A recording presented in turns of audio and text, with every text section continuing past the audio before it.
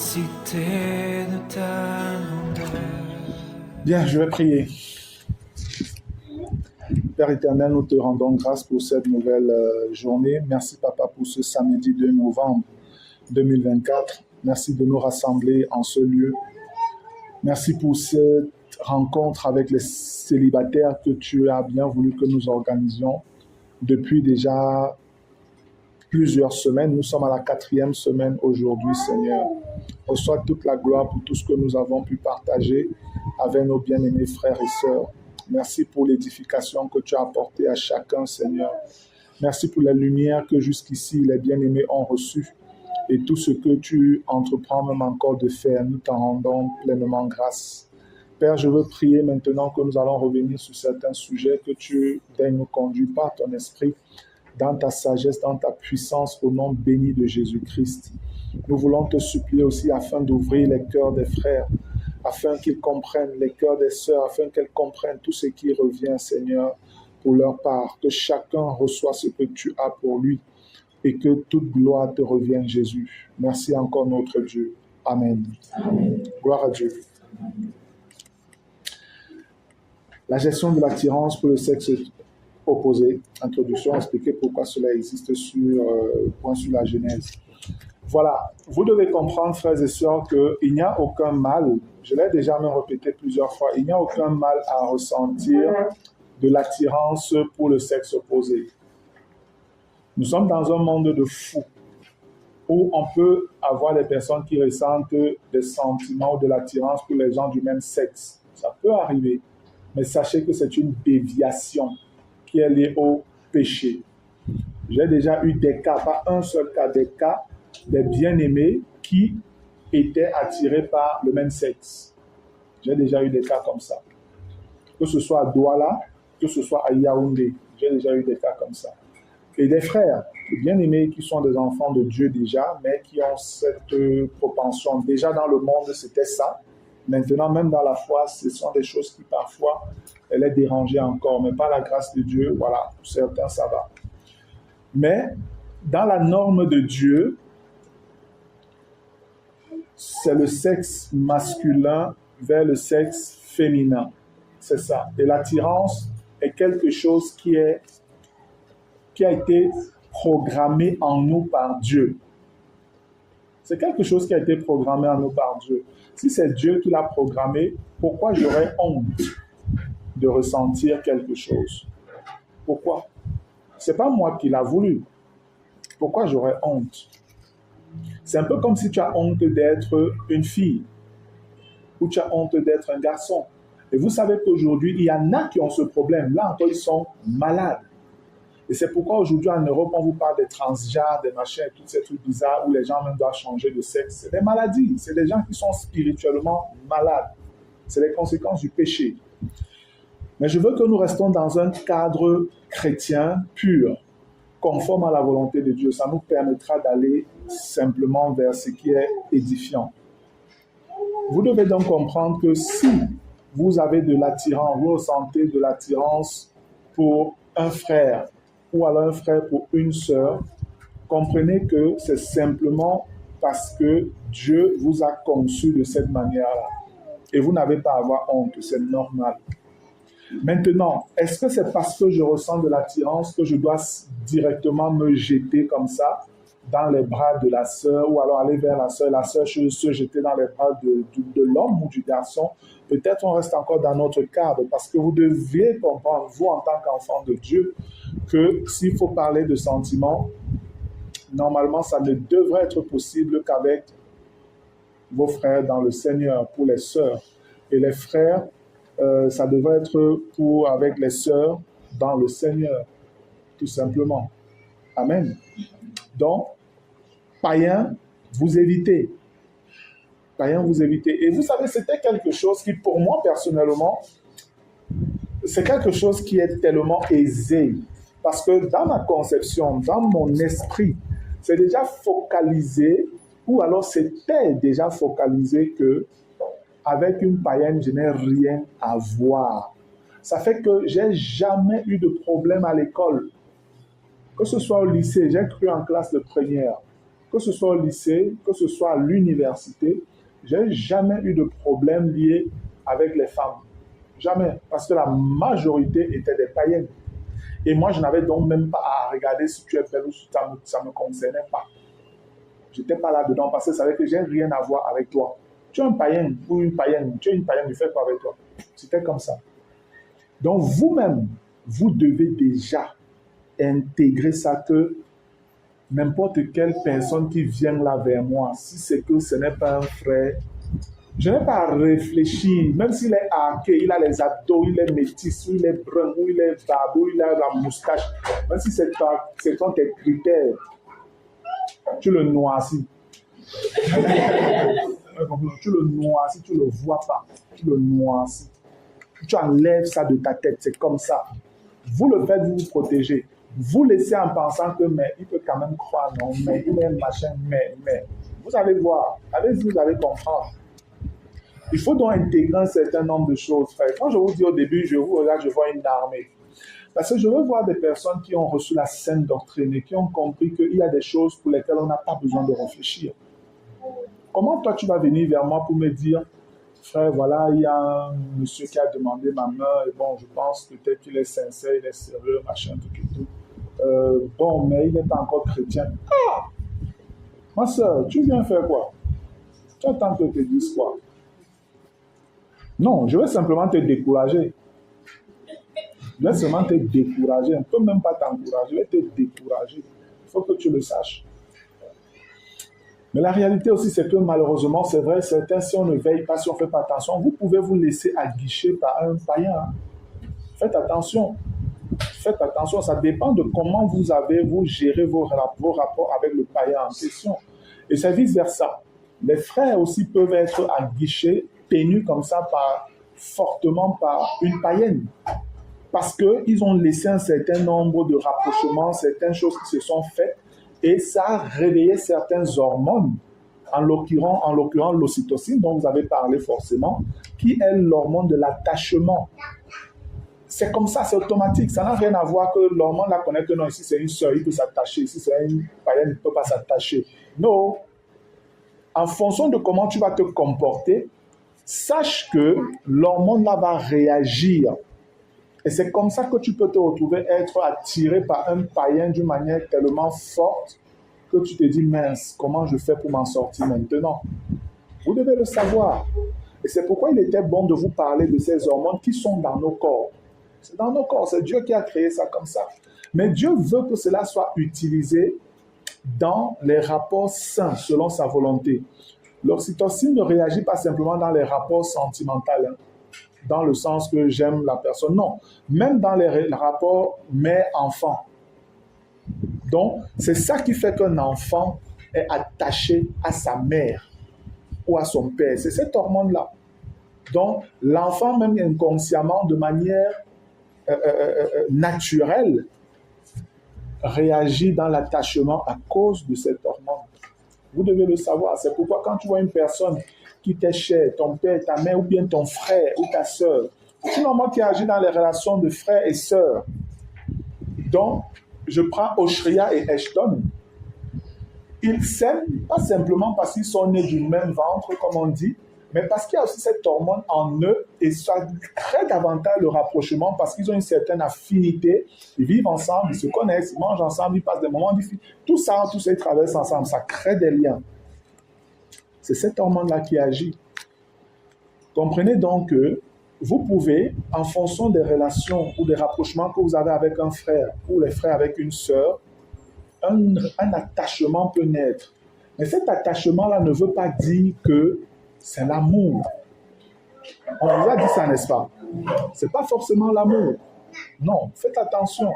Il y a donc maintenant un ensemble d'éléments qu'il faut prendre en compte pour vérifier est-ce que c'est vraiment de l'amour ou c'est plutôt cette hormone qui est en action.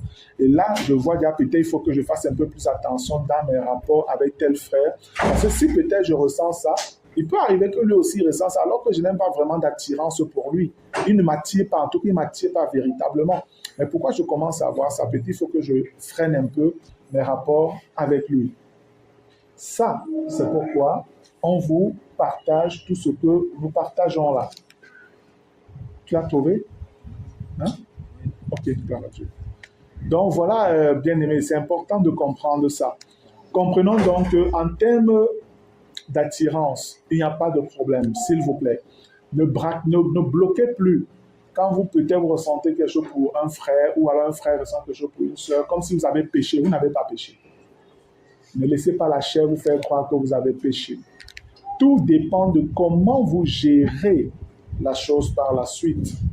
Si c'est que vous tombez dans des élans où, à cause de ce que vous ressentez, vous vous retrouvez à rester sur votre lit, commencer à fermer vos yeux, à vous mordre la lèvre et à commencer à imaginer des choses, ça devient problématique. La Bible parle de ça, n'est-ce pas?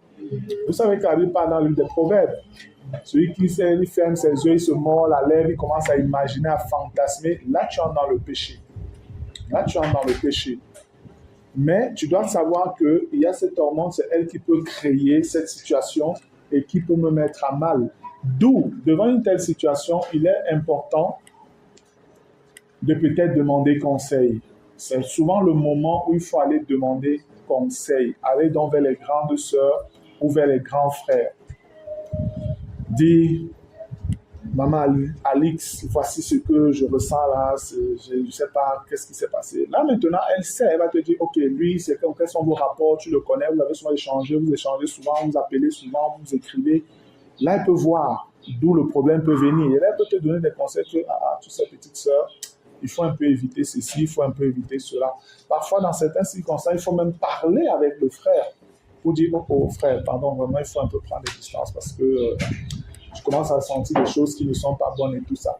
Et puisque, si c'est peut-être un frère qui est là, un frère de l'Assemblée, la chose sera un peu plus facile parce que lui-même doit pouvoir comprendre ce qui se passe avec ce que nous partageons maintenant. Mais il pourrait arriver ce soir aussi quelqu'un d'une autre assemblée. Là, ça peut être difficile si lui n'a pas les informations que vous avez déjà au travers de ces partages que nous avons.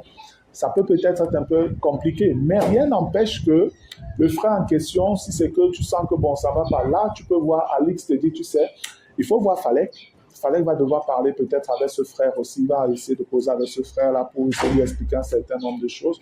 Nous sommes là pour ça. Amen. Pour vous aider à porter ces poids-là parfois. Ne portez plus ça seul. C'est quand vous essayez de porter ça seul que vous souffrez beaucoup, vous êtes distrait, vous êtes menacé. Lui-même, la Bible devient compliquée, prier devient compliqué. Vous êtes en assemblée, vous n'êtes pas là, vous êtes distrait et tout ça. Parce que vous essayez de porter ça seul. Comprenez que ce n'est pas une honte. Et en parler aux dirigeants ne sera pas un sujet de moquerie. Non, on ne viendra jamais raconter que, oh, il y a quelqu'un qui est venu nous voir là, il nous a dit que... Non, ce n'est pas ça le but. Le but, c'est de t'aider dans ce moment-là à pouvoir t'en sortir de manière victorieuse. Alléluia. Donc, pourquoi cela existe, cette attirance? C'est simplement parce que Dieu a fait l'homme comme ça, de manière physiologique. Dieu nous a créés avec des hormones, des ADN, un ensemble de choses dans notre corps qui s'expriment de ces manières-là, tout simplement. C'est très beau quand la chose est faite de manière saine et pure, selon le Seigneur. C'est vraiment très beau d'avoir de l'attirance pour quelqu'un, que ton cœur batte pour quelqu'un, que tu regardes, tu aimes. Et tu sais que la personne en retour t'aime aussi. Vous avez essayé de fonctionner ensemble, vous voyez que ça match vraiment. Vous vous comprenez, vous vous connaissez, même vos erreurs, vous les connaissez, les faiblesses, les tares et tout. Vous connaissez. Vous êtes vraiment des personnes, des amis. Vous êtes des amis. Et si c'est que ça va dans le sens des sentiments amoureux purs et que, voilà, vous avez des vrais sentiments l'un pour l'autre, si vous voulez aller plus loin, rapprochez-vous donc des bien-aimés, des dirigeants, demandez conseil. Des grands frères, des grandes sœurs, demandez conseil. Pour qu'on voit comment on vous accompagne. Pour qu'on éprouve même, est-ce que c'est le bon sentiment amoureux, est-ce que c'est vraiment l'amour? On peut éprouver ça, n'ayez pas peur. Si vous avez déjà peur, sachez que ce n'est pas bon. Amen. Si vous avez peur, sachez que ce n'est pas bon. Pourquoi on vous dit Dieu d'abord? On vous dit Dieu d'abord parce que si c'est Dieu qui est votre fondement et votre fondation, vous serez beaucoup plus enclin à avoir peur à faire le mauvais choix ou la mauvaise chose. Amen. Que d'avoir peur qu'on vous prive de l'objet de votre désir. faut faire attention. Si c'est que c'est Dieu qui t'intéresse et que toi tu as un projet, tu veux être une vraie servante de l'Éternel, tu veux servir Dieu toujours, davantage, plus profond, plus grand. Tu as peut-être des sœurs qui sont des modèles pour toi et tu aimerais être aussi des femmes de Dieu comme ces femmes-là, qui savent donner conseil, qui savent être aimables, aider les jeunes sœurs et tout. C'est peut-être la soif aussi de ton cœur. Là, si tu ressens quelque chose, tu ne peux pas avoir des difficultés à dire que non, il faut que j'aille voir Maman Ejo pour lui parler de ça. C'est vrai, je ressens quelque chose pour ce frère-là. Mais si tu vas là-bas et te dis alors que non, ce n'est pas ça et tout, comment je vais alors faire? Ah, je vais le laisser. Je ne vais plus peut-être parler avec lui, je ne vais plus l'appeler. Comment ça va se passer? Tu commences à avoir peur. Tu que je vais voir comment elle gère ça moi-même. Oh oh, mauvais choix, mauvaise décision. Là, il y a un problème. Mais par contre, si vraiment tu as soif du Seigneur et que tu sais que ce que je veux faire, c'est pour la gloire de mon Dieu en tout point, d'où même mon mariage à moi devait être un élément lié à la gloire de Dieu. C'est pourquoi on n'a pas violé la volonté du Seigneur, même comme ça tardait. Les parents de Josué n'avaient passé, je crois, c'était 2 ans et demi non, avant de nous recevoir. C'est ça, non? Un jour? 2 ans. 2 ans. 2 ans avant d'accepter de nous recevoir, ma famille et moi. 2 ans. Moi, je n'avais pas de pression, personnellement. Je n'avais pas de pression. Mais une fois, je me souviens, et Josine, elle m'a dit, ah, vraiment, c'est un des païens, ils vont peut se marier, machin, tu fais tout. Ah, la mère.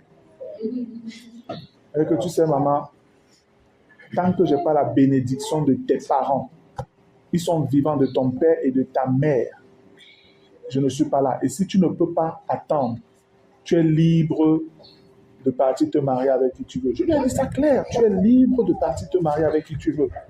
Donc, vous comprenez que je n'étais pas dans la course folle, que oh, le mariage, oh, c'est la femme, si elle la laisse, quelqu'un d'autre va prendre. Ce qui m'intéressait, moi, c'était, je veux être un serviteur de Dieu fidèle et pas n'importe quel serviteur de Dieu. Comment je fais si aujourd'hui je ne peux pas me marier là, en violant la volonté de Dieu, ne respectant pas les parents? Qu'est-ce que demain je vais dire aux gens? Je vais donner quel exemple? Je vais enseigner quoi? Et quand je vais parler, les gens vont se dire quoi? Que quand tu as fait ça, tu viens me dire qu'on ne doit pas faire, que machin. Ça ne passe plus. Et c'était ça qui me motivait. C'est pourquoi je pouvais lui dire non, moi je ne suis pas partant. Si tu veux, tu vas chercher qui tu veux. Si tu es trop pressé, vas-y, moi je vais attendre. Moi je vais attendre. Et c'était ça. Donc, c'est parce que je n'avais pas peur. Ce qui m'intéressait, c'était la volonté de Dieu, bien-aimé. La Bible demande d'imiter vos dirigeants. Je suis votre dirigeant. Et je vous partage ces expériences afin que vous sachiez que vous pouvez faire autrement. Amen. Ne tombez plus sous le coup de l'excitation liée à tel frère, telle sœur, et vous perdez la tête. Jamais. Rassurez-vous toujours, qu'est-ce que le Seigneur veut pour moi? Et en même temps, toi, qu'est-ce que tu veux pour le Seigneur? C'est important. Donc, le premier point, comprenez qu'il n'y a vraiment aucun souci à avoir de l'attirance pour le sexe opposé, pour un frère, pour la sœur, pour le frère, pour une sœur, ou la sœur, pour un frère. Il n'y a pas de problème avec ça. Et on reste toujours ouvert pour vous aider à discuter sur ce point-là. Amen. Comment gérer l'attirance pour le sexe opposé? Pour gérer cette attirance, il faut donc comprendre qu'est-ce qui peut créer cette attirance. Au-delà du fait que Dieu nous a créés comme ça, le Seigneur a donc mis en nous certaines hormones qui sont appelées parfois les hormones du bien-être, qui vous donnent de vous sentir d'une certaine manière. On a parlé de la dopamine, on a parlé de l'adrénaline, on a parlé de l'oxytocine. Toutes ces hormones-là sont dans nos corps et contribuent à faire de nous les êtres humains émotionnels. C'est ça, en fait, qui fait de nous des êtres émotionnels, pas toujours simplement des êtres de raison. Mais l'émotion ne doit pas primer sur la raison pour nous chrétiens. On doit agir de manière à ce que nos émotions soient contrôlées par notre raison et notre raison, elle, contrôlée par l'esprit. Amen. Pourquoi on met en exergue le discernement? Quand je ressens telle chose, je dois maintenant travailler à discerner, est-ce que cela est authentique ou alors c'est juste un truc passager comme ça. Et pour le faire, si seul je n'arrive pas à le comprendre, à discerner, parce que peut-être je suis déjà un peu secoué, alors il faut que je me rapproche des grands frères ou des grandes sœurs, ou même des grandes sœurs et des grands frères. Il n'y a pas de problème. Prendre conseil, tout simplement. C'est la seule manière de gérer l'attirance.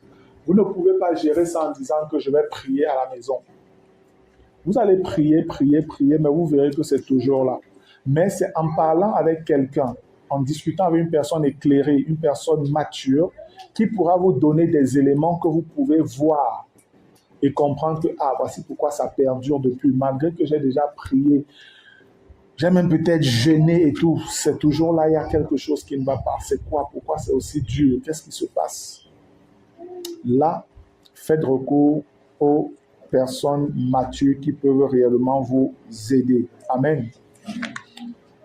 Honnêtement, lié à tout ça, aux émotions, je n'ai pas envie d'entrer dans beaucoup trop de détails parce que je veux bien croire que les sœurs ont longuement partagé dessus avec vous. Pour les frères, je crois que c'était bon. On a vraiment touché ça en profondeur. On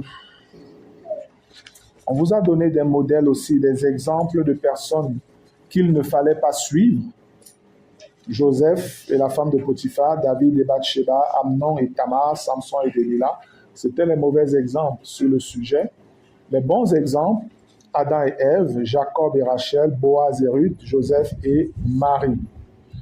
Et tout logiquement, la meilleure manière donc de pouvoir contrôler tout ça, frère, c'est de marcher par l'esprit.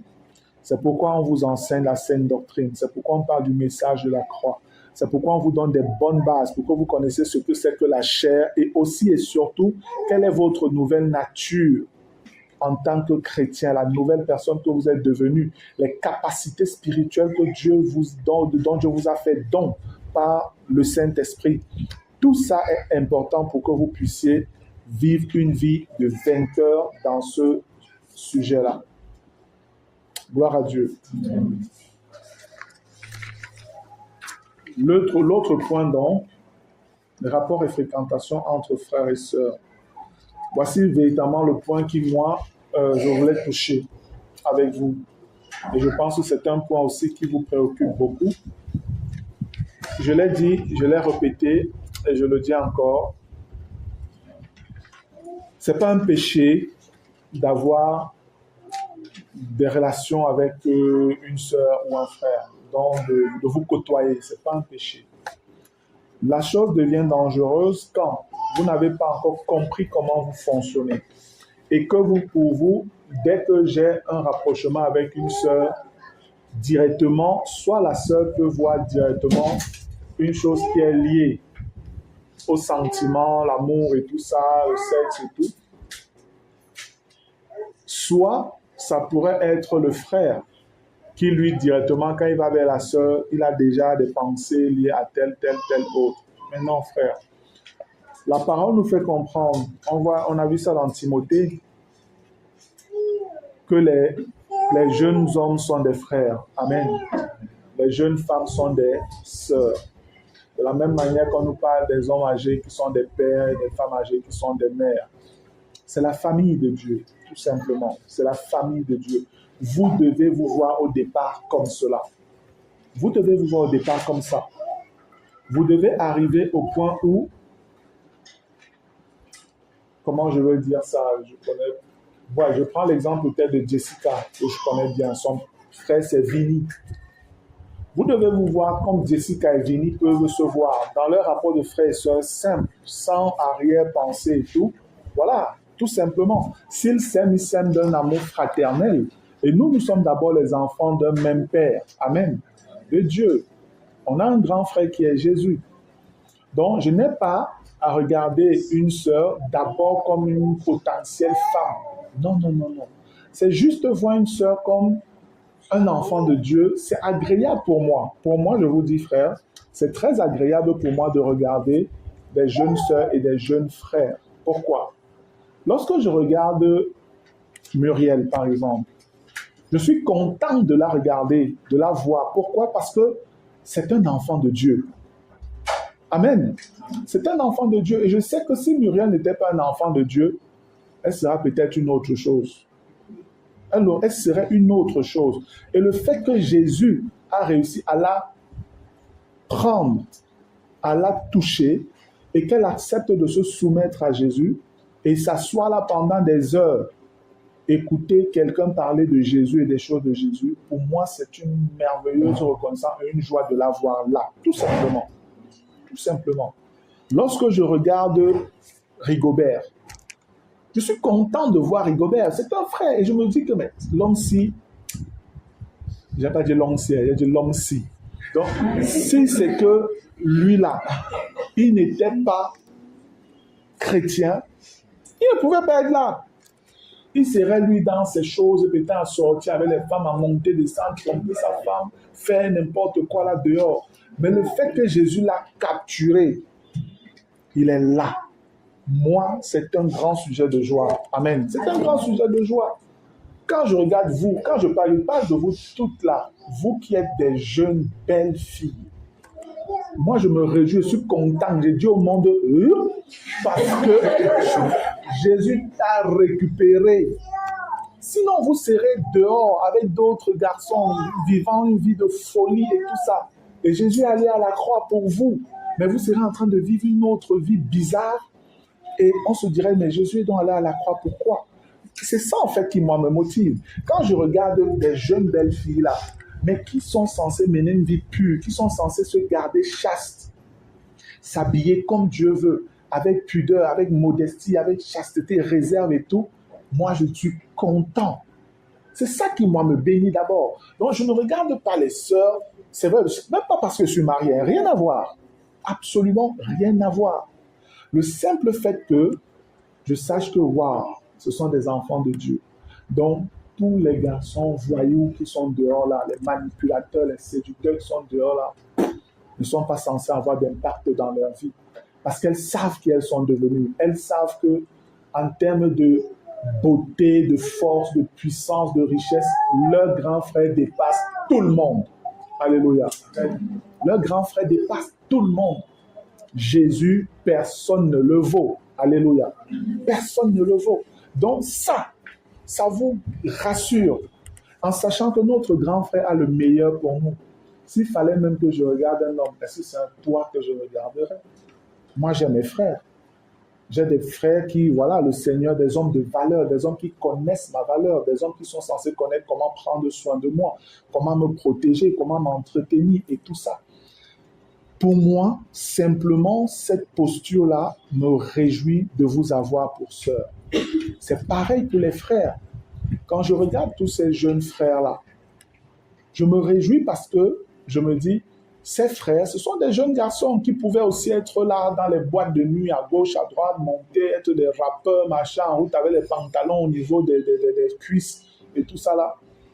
Mais je vois des frères qui s'habillent avec respect, qui ont une attitude respectueuse, qui sont soumis, qui sont obéissants, qui aiment Jésus, qui aiment Dieu, qui ont soif de le connaître. Pour moi, je suis prêt à donner ma vie pour ces frères. Je suis prêt à donner ma vie pour eux. Je suis content de les voir. C'est suffisant pour moi, ça. En réalité, frères et sœurs, voilà le regard que vous devez d'abord porter l'un sur l'autre. Les frères sur les sœurs sur les frères.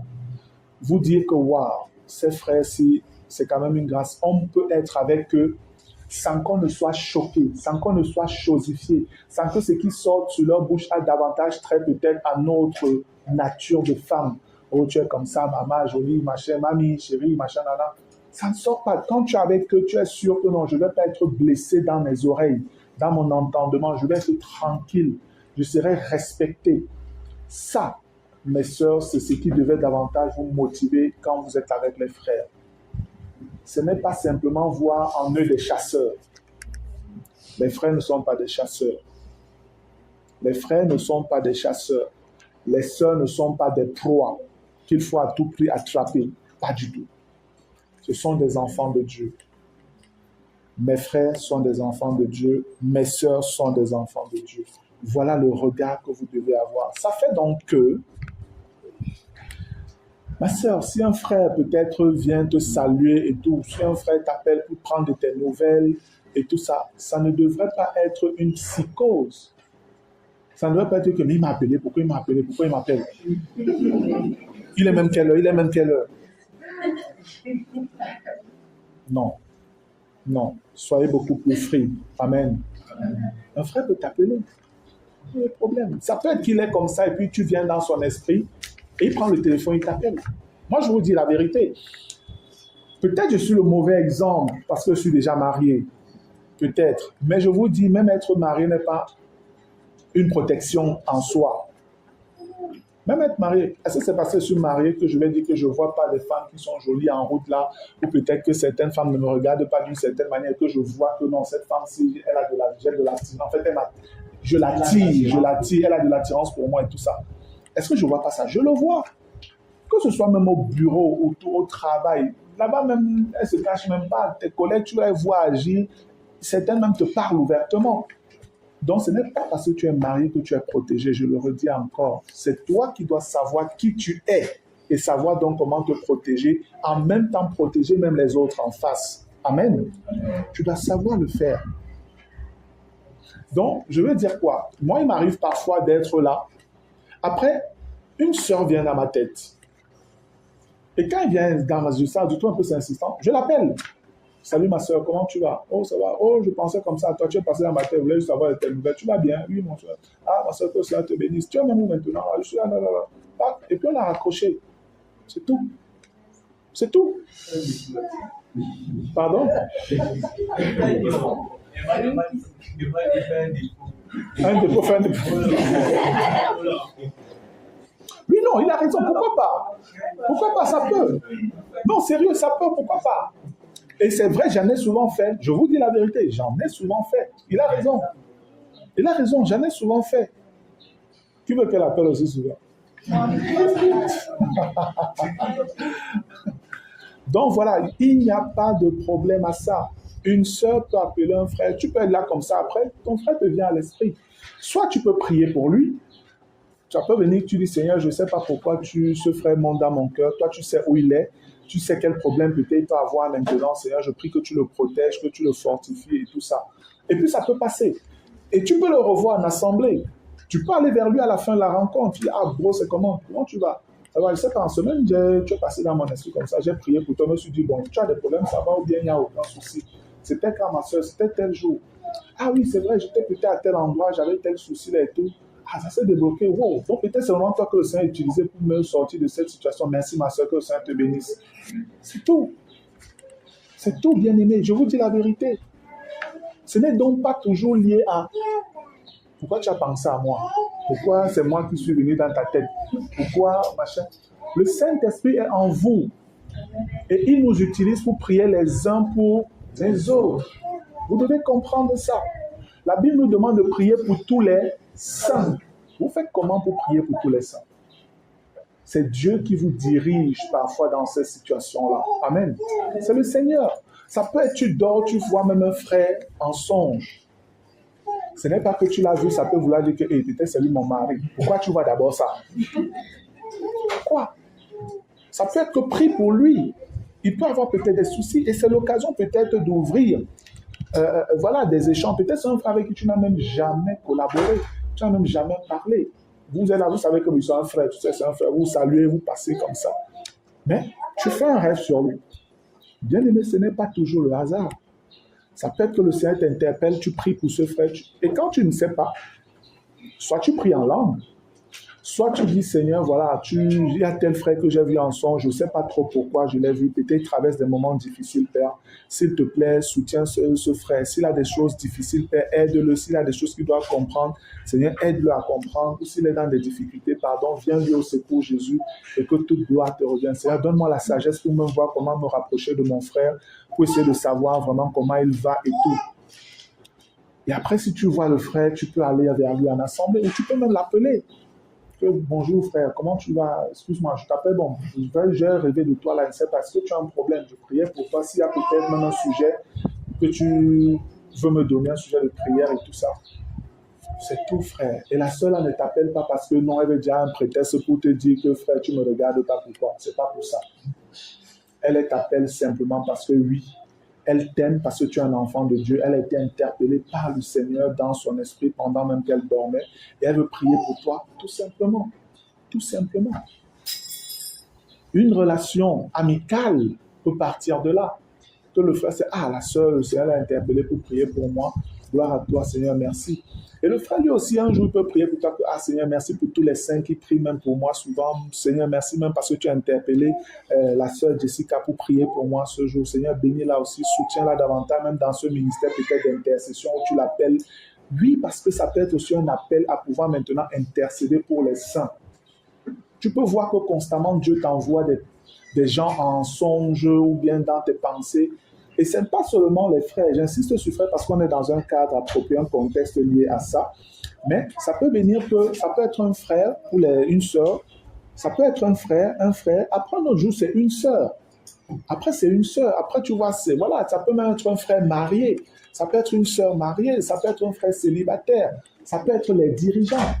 Où ils viennent dans ton esprit et tu sens, ah, depuis, je n'ai même pas pensé à tel frère. Pourquoi il vient dans mon esprit? Ah, cette sœur-ci, ça fait longtemps que je n'ai même pas pensé à ça. La sœur, là, même vraiment, elle-même comment, je n'ai jamais posé avec elle. Mais pourquoi il vient dans mon esprit? Peut-être le Seigneur veut que je me rapproche un peu d'elle. Quand vous voyez, tu vas vers elle. Ah, salut, sister, c'est comment? Oh, ça va. S'il te plaît, tu habites même où? Ah, moi, j'habite là-bas. Ah, j'aimerais te rendre visite. C'est possible qu'elle vienne chez toi et tout. Qui sait, Dieu peut faire naître une amitié entre deux sœurs comme ça. Parce que peut-être il est en train de vous préparer pour une œuvre ensemble. Amen.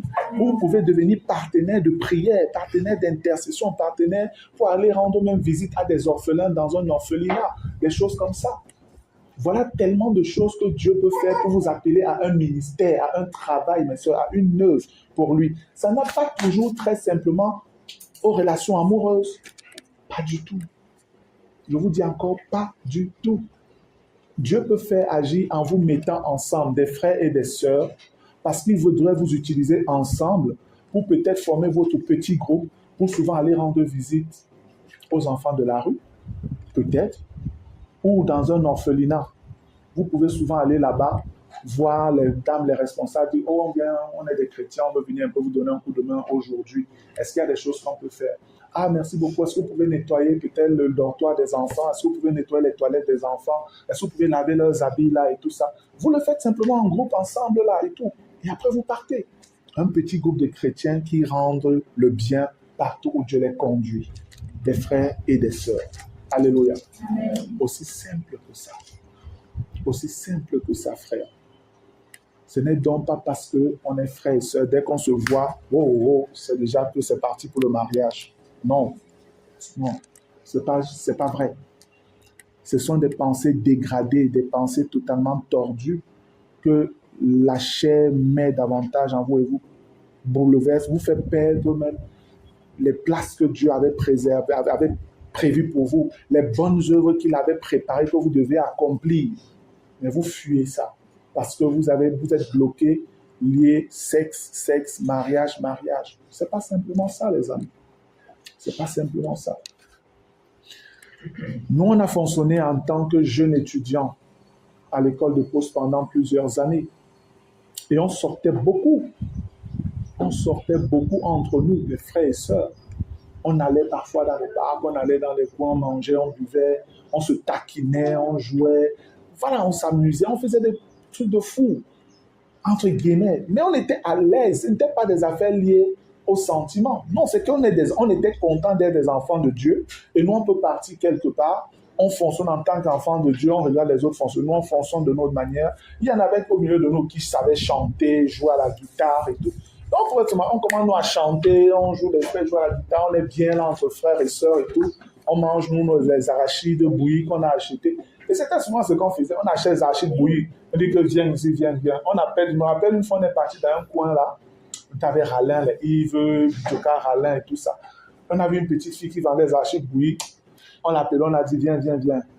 Ton plateau là, c'est combien? On dit, ok, verse tout ça ici sur la table. Elle a versé tout ça sur la table, on était assis autour. Les gens nous regardaient, nous, on n'avait pas leur temps. On a commencé nous, à manger nous, les arachides. On dit, les gars, il y a les arachides. On disait aux gens autour, il y a les arachides. Nous, on mangeait les arachides, on mettait les coques là et tout ça.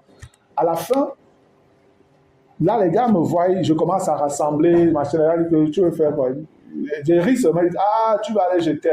Quand on prend les bénédictions, là, nous tous, pourquoi c'est seulement toi qui dois les jeter? Nous tous ne sommes pas jetés. On commence à discuter, à ramasser, à prendre les coques pour dire que non, c'est moi le serviteur, je vous sers. On se sert, nous tous. Je vous dis, frère, on s'amusait comme ça. On s'amusait comme ça, aussi simplement que ça. Et les gens nous voyaient, les gens riaient. On disait, mais c'est qui ces gens? Nous n'avons pas là. Nous, on faisait notre vie d'enfant de Dieu. On n'a pas de pression, on vit tranquille. C'est ça que je veux que vous viviez également. C'est cette liberté que je veux que vous ayez, frères et sœurs. Entre frères et sœurs, entre frères et frères, entre sœurs et sœurs. Sans problème. Les sœurs peuvent décider que, on va peut-être aller manger dans tel restaurant aujourd'hui et tout ça là. Vous décidez, vous cotisez un peu votre argent là, et puis vous sortez, vous partez manger. 2, 3, 4 sœurs, vous partez manger et tout ça, vous parlez, on va aller un peu à la boulangerie ensemble. Vous partez. Voilà, vous allez à la boulangerie, tout ça. Moi, je ne vois aucun problème. Ça peut être des sœurs, ça peut être des frères et frères, ça peut être des frères et des sœurs. Des frères peuvent décider que, gars, on a cotisé un peu nos dons, on compte aller un peu peut-être au bois Sainte-Anastasie, passer un peu un moment là-bas. Ah, mais on peut appeler même quelques sœurs, non? Oui, pourquoi pas? Quand on appelle qui? Les sœurs décident pour appeler telle sœur, telle autre sœur. On ne sait même pas si elles sont même déjà arrivées ici un jour. Faisons-les un peu découvrir. Oui. Voilà. Quand elle dit même bois Sainte-Anastasie, là, il y en a qui ne savent même pas de quoi je parle. Qui connaît où est le bois Sainte-Anastasie ici? Daniel. Ah, t'as vu, tu es quand même parti. Non. D'ailleurs, tu as amené là. Voilà, d'ailleurs, dit que pardon, fais-lui découvrir le bois Sainte-Anastasie, elle ne sait même pas où ça se trouve. Voilà.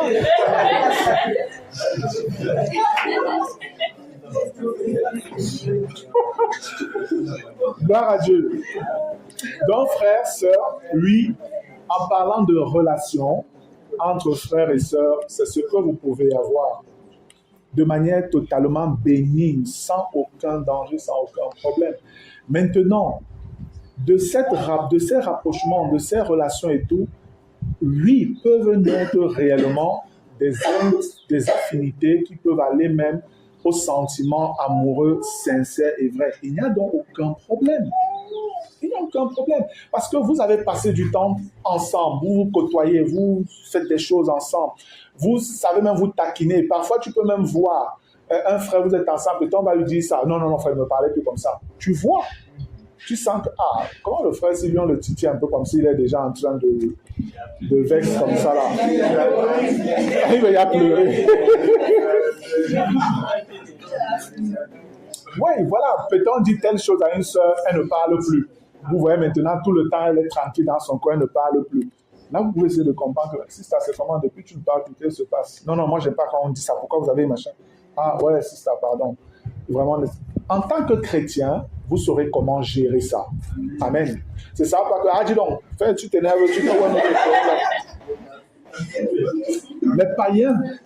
les païens feraient ça. Mais vous, chrétiens, vous ne ferez pas ça. Amen. C'est ça toute la différence. Là, vous essayez d'aider votre sœur. Vous essayez de lui parler, vous essayez de l'amener à comprendre. Si vous voyez que ça coince, c'est vraiment difficile, là, vous pouvez vous dire que non. Peut-être il faut demander un peu l'aide des grands frères ou des grandes sœurs, attirer un peu leur attention. Que mon frère, on est sorti dernièrement. Voilà un peu ce qui s'est passé avec tel frère ou avec telle sœur. On a même essayé de lui parler, mais c'était vraiment dur. On s'est dit que bon, peut-être il est bon que vous vous rapprochiez un peu d'elle pour savoir. Nous, on est prêts même pour parler et tout ça. Voilà comment, en fait, on s'entraide. Voilà comment on s'entraide. Au lieu d'avoir des préjugés que oh, tel peut être comme ça, oh, tel est comme ci, machin, truc. Non. Vous pouvez vous retrouver dans des parcs, dans des jardins, comme je dis au bois Sainte-Anastasie ou ailleurs, je ne sais pas trop. Où, voilà, il y a tellement de lieux que vous pouvez, c'est vrai, on n'en a pas beaucoup, hein, mais il y a quand même des petits coins. Ça peut être l'occasion pour vous de vous retrouver, de partager sur certains sujets. De partager sur certains sujets, tout simplement. Vous pouvez vous retrouver, vous dites, bon frère, ou bien aimé, comment vous pensez peut-être qu'un homme, un mari doit réellement se comporter selon la saine doctrine, peut-être dans tel cas dans sa famille. Vous pouvez toucher ces sujets. Ensemble, vous vous retrouvez entre frères et sœurs.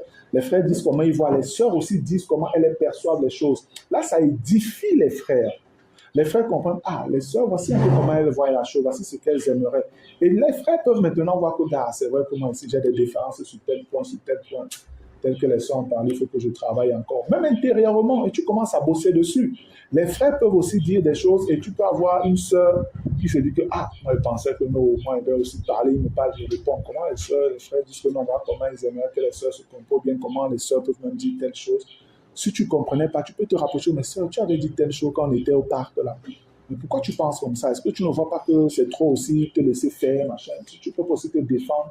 Non, non, non, ma sœur, qu'est-ce que la Bible dit? Amen. Qu'est-ce que le Seigneur dit? Regarde, regarde, regarde. Et c'est comme ça que vous vous édifiez, partant des rapports que vous avez les uns les autres, sur des choses simples et des choses pures.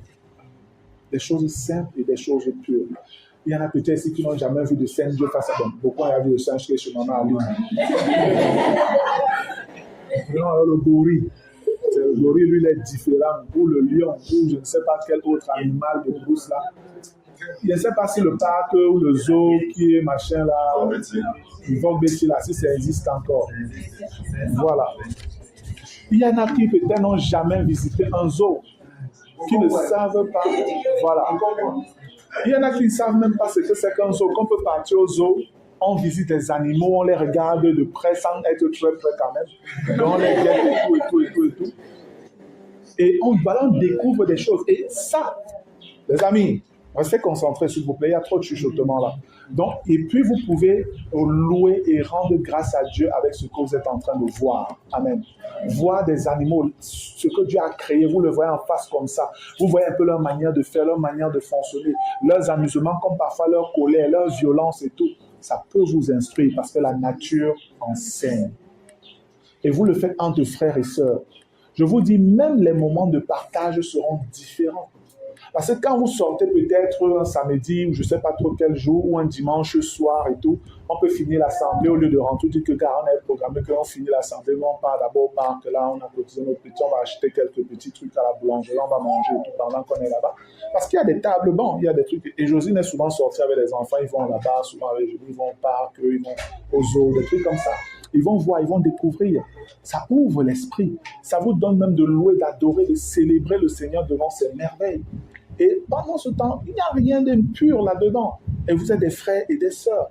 Quand vous vous retrouvez le dimanche, pendant les partages même, ou les mercredis, un frère peut prendre part que, ah frère, on était avec quelques bien-aimés au zoo, et puis j'ai remarqué ceci, vraiment ça m'a béni, ça m'a fait penser à tel passage des Écritures, le Seigneur dit ceci, vraiment j'ai béni le Seigneur, ça m'a beaucoup édifié. L'autre a dit oui, c'est vrai, moi voici ce qui m'a marqué. Les partages deviennent beaucoup plus vivants et différents.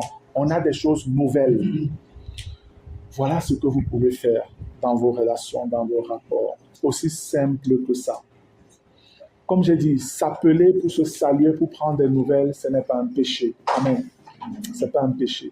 Mais tout ce que je dis, j'en parle à des enfants de Dieu qui ont l'Esprit de Dieu. Pour dire que vous devriez savoir aussi quels sont les éléments de prudence que vous devez mettre en compte. Amen. C'est pourquoi on a vu avec Proverbe 6 que quelqu'un ne met pas sa main dans le feu sans se brûler. Vous avez forcément vu ça. Pour dire que il y a aussi des situations que vous devez éviter. Évitez d'avoir des rapprochements avec la même sœur ou le même frère en allant toujours ensemble. C'est toujours vous deux à la boulangerie, c'est toujours vous deux au parc. Il faut éviter ça. Ça, je vous dis vraiment. Ce n'est pas une interdiction absolue, mais c'est un élément de prudence. C'est un élément de prudence. Parce que vous savez, trop de rapprochement peut créer certains éléments liés aux hormones que nous avons. Et ça peut parfois générer davantage de sentiments forts qui, en fonctionnant toujours à deux, vous pouvez vous retrouver dans des circonstances où finalement vous tombez dans le péché. Voilà les risques. Tout ce que je dis là est vrai. Mais il ne faut pas qu'on agisse comme des insensés. Amen. Nous sommes des enfants de Dieu. Nous avons le Saint-Esprit. La Bible nous demande d'être prudents et sages. La Bible demande d'être prudent et sage, simple. Voilà ce que le Seigneur veut. Donc, il faut éviter des situations où un frère va aller se retrouver chez une sœur qui est célibataire, qui vit dans une chambre. Elle va constamment là-bas, ou le frère va constamment chez la sœur, lui rendre visite, et qu'il vient seulement passer du temps avec elle, il vient machin. Évitez ça. Ça peut arriver de manière fortuite, comme ça, que peut-être tu es dans le quartier et tu sais que, ah, ma soeur, il y a telle soeur qui est ici. Tu peux passer, ah, si ça était dans ton quartier, passer comme ça, comment tu vas, vous saluer et puis tu pars. Mais c'est pas que non, chaque semaine, tu dois passer au hasard dans le quartier, là, et tu pars chez elle. Là, tu es en train de fabriquer quelque chose. On revient à quoi? On revient à ton engagement avec Dieu. Amen. Si tu es sincère et tu veux faire des choses avec le Seigneur, tu es quelqu'un de sérieux, tu ne vas pas t'amuser ainsi avec les sentiments. Parce que tu sais qu'en faisant ça, tu peux créer quelque chose sur la sœur qui peut-être elle n'est même pas très intéressée, elle ne veut même pas penser à ça. Peut-être elle a même d'autres réalités pour le moment. Mais toi, tu viens peut-être la troubler. Et si la sœur est faible et n'a pas la force de te dire que mes frères, comment ça se fait, tu viens déjà un peu trop chez moi là, est-ce que même en termes de témoignage, ça ne peut pas être dangereux, que constamment tu viens là chez moi. Même les voisins peuvent finir par croire que tu es mon petit copain ou tu es mon ami. On sait ici que je suis chrétienne. Donc, pardon, en termes de témoignage, je veux que tu évites de venir. Les sœurs doivent pouvoir dire ça aux frères. Amen. Les sœurs doivent pouvoir dire ça aux frères. Tu le dis avec douceur, tu le dis avec amour, tu le dis avec simplicité, sans le blesser, sans le choquer, mais tu le lui dis tout simplement. S'il prend ça mal, tu comprends que c'était vraiment ce qu'il fallait faire en fait.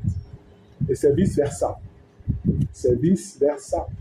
Les sœurs doivent éviter d'aller chez les frères qui sont célibataires, qui habitent tout seuls. Constamment, tu passes là-bas, constamment. Même si c'est ta route pour aller au travail, tu n'es pas obligé de dire que c'est le stop obligatoire. Tu n'es pas obligé de t'arrêter obligatoirement chez lui. Non, tu peux passer un jour, tu le salues, comme ça, tu passes. Un autre jour, tu étais en bas, tu as même trop soif, tu vois sa porte ouverte. Ah frère, s'il te plaît, est-ce que je peux avoir un peu de thé, de gens, je suis fatigué et tout. Tu te donnes un peu d'eau, machin, tout, tu fais 2-3 minutes et puis tu es parti. Ce n'est pas un péché de le faire. C'est absolument pas un péché. Donc, moi, je veux que vous soyez vraiment dans un état de liberté dans vos rapports, dans vos relations. Mais en même temps, j'insiste pour que vous soyez animés d'un esprit de sagesse et de prudence. Amen. Voilà l'ordre, voilà la norme, je veux dire. La sagesse, la prudence, l'amour pour le Seigneur. Si ces éléments-là sont pris en compte, je peux vous rassurer que vous pouvez avoir de bons rapports les uns les autres sans qu'il n'y ait de saleté là-dedans, sans que vos noms ne soient donnés à l'assemblée que oh, tel frère et telle soeur ont fait ceci, ou bien on va dire que oh, arrêtez de vous rapprocher parce qu'on a déjà perçu qu'il y a déjà trop de désordre, machin, parce qu'on a dit non. Si vous prenez ça mal avec un esprit tordu, c'est comme j'ai dit au début, ce n'est pas des formules magiques. Si quelqu'un a un esprit tordu et qui lui laisse seulement là comme ça et trouve les occasions, il va agir de manière tordue. Et je l'ai dit, les sœurs ne sont pas obligées de laisser les gens les côtoyer de manière maladroite. De la même manière, les frères ne sont pas obligés de laisser les sœurs les côtoyer de manière maladroite. C'est vice-versa. Parce que parfois, certains peuvent croire que non, ce sont les garçons qui sont souvent très attirés par les sœurs, c'est les frères, les hommes qui veulent toujours les femmes. Non, c'est pas vrai. C'est vice-versa. C'est vice-versa. De la même manière que les hommes aiment regarder les femmes et tout, sachez que c'est pareil pour les femmes. Peut-être elles sont souvent un peu plus discrètes, plus réservées, pour celles même qui sont encore un peu normales. Donc, mais c'est la même chose. C'est la même chose. Vous devez le savoir. C'est la même chose.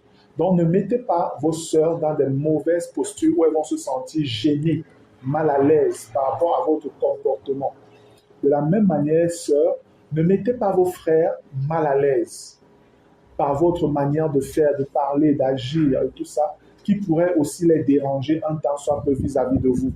Parce que c'est souvent ça qui finit, en fait, ce sont ces situations qui finissent par créer des blessures entre vous. Évitez autant que cela se peut. Moi, je vous recommande de faire des choses en groupe. Amen. Au moins ce 3. Au moins ce 3. 2, vraiment, si c'est que c'est des cas exceptionnels. Si c'est des cas exceptionnels. Mais au moins, c'est déjà 3. 3, voilà, vous pouvez aller boire, vous pouvez aller dans un resto manger, vous pouvez sortir, vous pouvez aller visiter, vous pouvez. Aussi simple que ça. Aussi simple que ça. Donc, en termes de rapport, c'est ce que vous devez d'abord intégrer. Je veux aller un peu plus loin maintenant. Il pourrait arriver que dans ces échanges, ces rapprochements, écoutez-moi très bien, dans ces échanges, dans ces rapprochements, dans ces visites, dans tout ce que vous faites là, que lui, au finish, vous percevez qu'il y a des sentiments qui naissent pour quelqu'un, vous avez de l'attirance pour un frère, pour une sœur. Vous savez que selon la saine doctrine, les femmes ne cherchent pas l'homme. C'est l'homme qui cherche et trouve une femme vertueuse. Amen. C'est l'homme qui cherche et trouve. La femme ne cherche pas. Pour dire que la femme ne va pas vers l'homme, pour dire, frère, vraiment, tu me plais et tout ça. Non, la femme ne fait pas ça.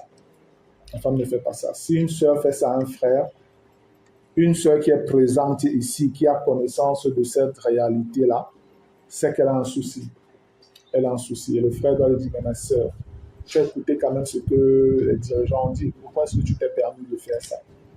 Oh non, frère, je ne savais pas. Moi, je n'arrivais plus à me retenir et tout. Mais on a dit, c'est que ça ne va pas. Tu te tournes vers les sœurs. Va voir les grandes sœurs ou les grands frères. Pourquoi tu es venu me parler de ça? Non, non, moi, je ne veux pas. Le frère doit pouvoir le faire. Amen. Le frère doit pouvoir le faire pour se protéger lui et protéger également la sœur. Parce que, je l'ai dit aux frères, vous ne devez pas vous leurrer. Ne pensez pas que parce que nous sommes tous assis là, on a les mêmes objectifs pour être là. Vous devez comprendre qu'il y en a qui s'infiltrent dans l'Église pour détruire les vies. Écoutez très bien ce que je dis, et je le dis en tant qu'ancien. Il y a des personnes qui sont animées vraiment par des mauvais esprits, qui viennent au milieu de l'Église et font comme s'ils sont des chrétiens, ils vont même se baptiser et tout ça, là, font même comme s'ils parlent en langue, vous allez les appeler frères et sœurs, alors que ce sont des satanistes, ce sont des agents de l'ennemi, qui sont amenés là juste pour regarder quelles sont les personnes qui sont très engagées, très zélées ici. C'est vers vous que les personnes là viennent pour chercher l'amitié. Et vous voyez comment ils vous détruisent. Ça peut être un homme qui vient vers toi, il agit comme s'il est trop bien, machin, mais il va violer la parole de Dieu, certains principes. Parce qu'ils ne peuvent pas obéir à tous les principes, c'est pas possible. C'est ça leur point de faiblesse en fait. Mais vous, si vous restez fidèle aux principes du Seigneur, vous verrez que celui-ci est en train de violer la parole de Dieu. Il viole les conseils de sagesse qui nous ont été donnés. Et c'est ça qui vous met en sécurité en fait. Et c'est pourquoi la Bible dit que si quelqu'un renverse le mur, il est mordu par le serpent. Renverser le mur, c'est simplement ne pas obéir aux exigences, aux conseils qu'on a donnés à la lumière de la parole. Comprenez donc que ce n'est pas tout ce qu'on appelle frères-sœurs qui sont authentiquement des frères et des sœurs. Il y a réellement des personnes qui sont là. Leur objectif, c'est de regarder quels sont ceux qui sont vraiment zélés. Ils peuvent voir un frère qui est vraiment engagé pour la chose de Dieu. Et c'est vers elle, sa mission, c'est de te faire tomber. Tu vas monter, elle va toujours tourner, elle sera gentille, elle va toujours t'appeler, elle va toujours attirer. Tout fait pour te séduire. Si tu ne prends pas des mesures conformément aux enseignements que tu as reçus, tu vas tomber parce que tu n'as pas obéi. Je dis c'est vice-versa. Il y a des hommes qui viennent comme ça pour détruire des femmes. Il y a des femmes comme ça qui viennent pour détruire des hommes. Faites attention, je vous dis, soyez vraiment, vraiment prudents. Soyez prudents. Maintenant, dans les rapprochements que vous pouvez faire, les sorties, vous vous rapprochez, vous posez souvent, vous voyez, vous sortez, tout ça. Oui, ça peut faire que dans les différentes sorties, tu peux voir un frère qui a, voilà, on sort souvent avec telle sœur, et puis davantage, cette sœur t'intéresse par sa manière, peut-être souvent quand vous échangez sur certains sujets, la manière dont elle parle, la manière dont elle réfléchit, les raisonnements qu'elle a, tout ce qu'elle a, tu vois, ça match avec une vraie femme de Dieu. Toi-même, tu as une soif d'avoir une bonne relation avec Dieu, de pouvoir le servir d'une manière efficace. Et tu dis, wow, Seigneur, cette sœur est merveilleuse. La manière dont elle comprend ceci, la manière dont elle... Et tu commences à voir que tu l'observes de plus en plus. Vous sortez souvent, vous causez et tout ça. Et voilà, tu parles peut-être avec elle, tu peux lui poser soit une, deux questions, elle te répond d'une certaine manière, elle te dit souvent telle chose. Et tu vois que non, gars, je commence à ressentir vraiment quelque chose pour cette sœur-ci. Ça peut être vraiment que je suis vrai attiré par elle. Si tu ressens déjà ça, et ça peut arriver, rapproche-toi des frères donc, rapproche-toi des sœurs peut-être. Parle avec les bien-aimés et dis-leur frère, voilà, durant nos sorties, souvent, ça fait quelque temps, des gens sortent souvent avec telle sœur et tout, il y a telle sœur, mais il y a telle sœur qui me frappe particulièrement. Je pense que je commence à avoir vraiment quelques sentiments sérieux pour elle là. Je veux un peu vous en parler, qu'est-ce que vous en pensez et tout. Les meilleures personnes pour ça, c'est les dirigeants. Parce que les dirigeants, en réalité, sont censés connaître la vie de presque chacun de vous. Parce que parfois, vous parlez avec les dirigeants seul à seul. Vous leur racontez un certain nombre de vos problèmes, de difficultés. Vous avez besoin de conseils pour ci ou pour ça. Les meilleures personnes, c'est les dirigeants. Donc, quand tu vas vers le dirigeant, tu leur parles. Maintenant, eux, les dirigeants peuvent te dire, ah d'accord, oui, c'est vrai, cette sœur, c'est une merveilleuse sœur et tout et tout. Ou les dirigeants peuvent te dire, ah, tu la vois comme ça, c'est vrai, elle est jolie là et tout, mais elle a des problèmes, fais gaffe. Elle n'est pas prête, pas du tout. Ce n'est même pas la femme qu'il faut penser à épouser maintenant. Pas que c'est une mauvaise personne, mais sur le plan vraiment de la personnalité, c'est pas encore la bonne personne. Si tu te lances vers elle, gars, ça va être la catastrophe. Attends encore. Attends encore. C'est souvent ce que moi j'ai souvent dit à certains bien-aimés. Je vous dis la vérité. Ce n'est pas qu'on est méchant, non, c'est juste qu'on voudrait que les choses se fassent de la bonne manière. Amen. Maintenant, ça peut aussi arriver que tu viens et oui, tu parles aux dirigeants, on te dit, ah d'accord, c'est telle sœur, oui, non, c'est une merveilleuse sœur. C'est vrai que c'est une sœur qui est vraiment bien et tout ça. Toi-même, pourquoi tu penses que tu l'aimes et tout ça? Ah frère, voilà, ceci, j'ai remarqué ceci, j'ai remarqué cela. Bon, est-ce que tu penses que peut-être les sentiments, elle en a aussi pour toi? Oh, c'est possible, parce qu'il y a quand même telle chose qui s'est passée et tout ça. Bon, mais je ne peux pas vraiment affirmer, je ne sais pas trop. Mais bon, moi, et toi, tu penses que tu serais chaud d'aller vers elle, lui, avouer tes sentiments. Ah, si vous le permettez, pourquoi pas, selon vos conseils et tout. Ce qu'on pourrait faire, c'est qu'on se rapproche de la sœur. Oh, sœur, voilà, est-ce que toi, tu serais intéressée pour le mariage maintenant? Voilà, si un homme venait, un frère venait vers toi, là, est-ce que tu penses que tu serais prête à pouvoir engager? Tu penses même que tu es prête pour le mariage? Oui, je pense que je suis prête. Pourquoi tu penses que tu es prête? On discute aussi avec la sœur, on jauge un peu de ses capacités, de son niveau, de tout son élan lié au mariage. En fonction des réponses qu'elle donne, on peut juger que, ah oui, cette sœur, on peut les aider en travaillant avec eux, les deux là, ça peut aller, on peut les aider vraiment à concrétiser leur affaire. Et c'est dans ce contexte-là qu'on peut donc dire aux frères, bien aimé, par rapport à telle sœur dont tu nous avais parlé, on pense que oui, tu peux lui parler, hein, va vers elle et puis fais-lui ta proposition, fais-lui ta demande. C'est là où le frère maintenant peut se rapprocher de la sœur et dans une circonstance qu'il peut créer, il demande à la sœur, ma sœur, je ne sais pas, est-ce que c'est possible que, voilà, moi j'ai des sentiments pour toi et tout ça. Bon, je ne sais pas si c'est possible qu'on essaye de voir si on peut, voir si ça peut aller entre nous et tout ça. Lorsque tu le dis, c'est que vous avez, écoutez-moi bien, on posait déjà la dernière fois la question des fréquentations. Parce qu'il y a cette notion de fréquentation que certains comprennent mal. Où un frère voit une sœur, pas de rapprochement particulier comme ça, c'est juste que c'est une sœur qu'il trouve à son goût, disons ça comme ça. Et il vient, oh ma soeur, voilà, j'ai des sentiments pour toi. Je ne sais pas si on peut commencer des fréquentations pour voir si ça peut aboutir au mariage. Fou. Ça ne se passe pas comme ça. Non, c'est très maladroit.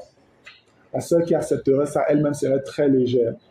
C'est même un danger. Si tu vas avec une sœur comme ça, elle te dit oui, là sur le coup. Il faut avoir peur. Si tu n'as pas peur, tu es réellement double fou. Oui, c'est qu'il y a un problème avec toi. C'est qu'il y a un problème. On peut demander un rapport, une relation de fréquentation à une sœur lorsqu'on a déjà un certain rapprochement avec elle. Lorsque vous vous côtoyez souvent, vous avez souvent causé, vous connaissez déjà un peu et tout, et tu vois que bon, voilà, on a quand même une certaine affinité et tout ça. Et tu peux parler à la sœur en ce moment. Et quand on parle de fréquentation, en fait, en termes de fréquentation, c'est quoi? C'est juste le moment où tu peux demander, avouer tes sentiments à la sœur. Tu lui dis vraiment, moi j'ai des sentiments pour toi. Je ne sais pas ce qu'il en est pour toi, mais tu m'attires. Je ne sais pas si tu penses que c'est réciproque et si éventuellement on peut faire bout de chemin ensemble, voir comment peut-être, si le Seigneur le veut, on pourrait concrétiser même par se marier. La sœur pourrait te dire, ok, j'ai compris ce que tu dis, je vais prendre le temps de réfléchir. Réfléchir, c'est pour elle le temps aussi de prier. Oui, de prier sincèrement. C'est pas, tu lui dis ça à 10 heures, elle te dit, elle va réfléchir à 14 heures, elle te dit que frère, elle dit oui, c'est bon, ça va, on peut aller. Non, non. Il est question de prendre même 1, 2 semaines, parfois même 1 mois, tranquille, où tu interroges vraiment le Seigneur, tu essaies de trouver une conviction que, bon, ce frère, on est souvent sortis ensemble, c'est vrai, mais est-ce que j'ai même vu quelque chose de particulier chez lui? Est-ce qu'il m'a déjà même un peu attiré? Est-ce qu'il a fait quelque chose qui a attiré même mon attention? Oh oui, tel jour on était là-bas, il a fait ça, ça m'a quand même marqué, tel jour, machin. C'est vrai que j'ai un peu pensé à lui comme ça, j'ai machin. Tu examines toi-même, tu examines toi-même. Et à côté de ça, tu peux donc demander l'aide des grands frères et des grandes sœurs. Où tu vas, tu dis, ma grande sœur, tel jour, voilà, il y a tel frère qui est venu vers moi, il m'a fait une proposition comme ça. Voilà, j'allais réfléchir. Bon, je ne sais pas trop encore ce que je vais lui dire. Tata et Josine est censée savoir quoi te dire. Elle est censée savoir quoi te dire parce qu'elle est équipée pour ça. Alix est censée savoir quoi te dire parce qu'elle est équipée pour ça. Te poser les bonnes questions afin de t'aider et te dire, ok, voilà quand même les éléments que je perçois et tout. Peut-être essaie de lui poser un peu ces questions-ci pour voir. Tu as le droit de repartir vers lui, bon frère, voilà, tu m'as posé tel souci la dernière fois, bon, est-ce que tu as tel. Tu poses des questions. En fonction de ce qu'il te dit, tu rentres voir ton coach. Entre guillemets, bien sûr. Donc, tu vas voir le frère ou la sœur qui vont te donner des conseils et tout. Et en fonction de ça, c'est toi qui décideras au final. Si je peux dire au frère, ok, d'accord, je suis d'accord que oui, on peut se fréquenter pour essayer de voir jusqu'où ça peut aboutir. Cette notion de fréquentation, ça n'a absolument rien à voir avec un flirt ou une relation de copain-copine, encore moins de fiançailles. Pourquoi parle-t-on de fréquentation en réalité? C'est juste que c'est le temps où vous pouvez davantage discuter, sachant les sentiments que vous avez l'un pour l'autre, en vue éventuellement donc de vous rapprocher de vos familles. Parce que c'est dans ce moment-là que vous pouvez parler aussi à vos familles. Après avoir parlé aux dirigeants, vous parlez d'abord aux dirigeants qui examinent la chose sur le plan spirituel parce que c'est votre vie spirituelle qui est la chose la plus importante. Ce n'est pas votre relation de mariage et tout ça qui est important. Parce que c'est ce que votre famille veut, peut-être que vous vous mariez et tout. Mais vous, ce qui est le plus important pour vous d'abord, c'est votre relation avec Dieu. D'où l'importance d'aller d'abord vers les dirigeants. Vous parlez avec eux, ils examinent, ils valident la chose. Que, ok, c'est possible, il n'y a pas de souci. Maintenant, si la sœur même te dit oui, mon frère, toi qui es peut-être allé vers elle parce que tu as quelques sentiments pour elle, dans ces moments où elle te dit oui, c'est le moment où davantage elle peut te poser un certain nombre de questions. Vous avez eu l'habitude souvent de sortir. Et vous pouvez continuer à sortir avec les autres frères et tout ça, mais vous savez que bon, on a déjà quand même tel rapprochement. Et là, vous pouvez aussi vous rapprocher de vos familles maintenant. C'est le temps où vous pouvez parler, la fille peut parler à ses parents. Vous dire, bon, papa, maman, voilà, il y a un garçon qui a demandé ma main, il m'intéresse et tout ça. Bon, je voulais quand même vous parler, savoir un peu ce que vous en pensez même et tout. Les parents vont te poser des questions. C'est qui, il est où, il est dans ton église, là, machin, tout ça, nanana. Oui, là, après, on te parle, là, tu vois le challenge qui arrive, tu vois le bataille, le combat qui arrive. À toi de voir si tu es chaude pour aller dans cette bataille-là. À toi de voir. Et pareil, le garçon doit faire avec sa famille. Le garçon doit faire avec sa famille. C'est cette période où vous prenez un peu de temps pour discuter entre vous et où aussi vous consultez les membres de vos familles qu'on appelle fréquentation. Parce qu'après cette étape, il va falloir que les familles se rencontrent. Si tes parents sont d'accord, les parents de la fille sont d'accord, les parents du garçon sont d'accord.